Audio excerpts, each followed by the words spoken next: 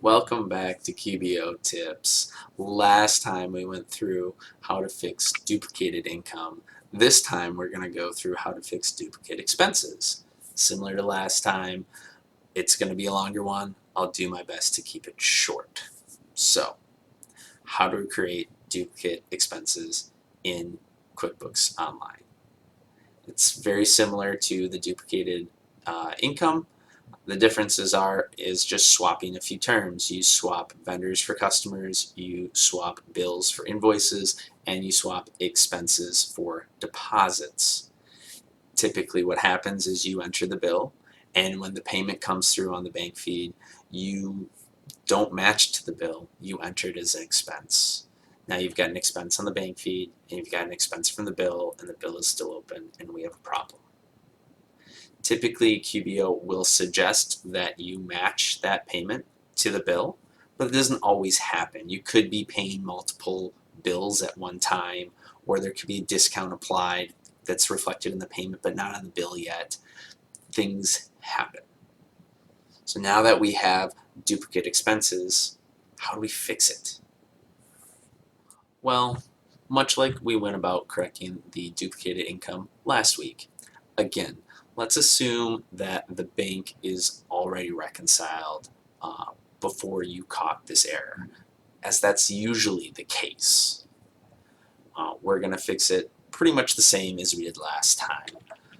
We can go in, see this vendor here. We have an open bill and we have an expense just a couple weeks later for the exact same amount. Typically that's a sign that you've duplicated this expense. Now there's two ways to do it. It depends on what you end up seeing. If I click into edit the expense here, you can see in the side tray here I have the open bill prompting to be added. Now this is the easiest way. You can add this bill to the expense and you can see it change to a bill payment up here. Now you can also see that it reset my amount to 0. So you just put in the amount. Another handy way to look at the amount, click on the online banking matches. It tells you how much it was in case it was a partial payment or something like that. So now if I would just save and close, we've changed it, we've eliminated the duplicated income, we've closed that bill, we're done. This is the easy way to do it. But sometimes that's not the case. Sometimes you'll click into the expense and it won't have the bill over here in the side tray to be added. So what do we do now? Well, similar again to last time with the duplicated income issue, we just edit it and make it a credit that we apply to the bill. Now we'll do accounts payable this time as it's a bill instead of an invoice. And that's really all we have to change. I've got my payee is the same as on the bill, which is why we see the side tray over here.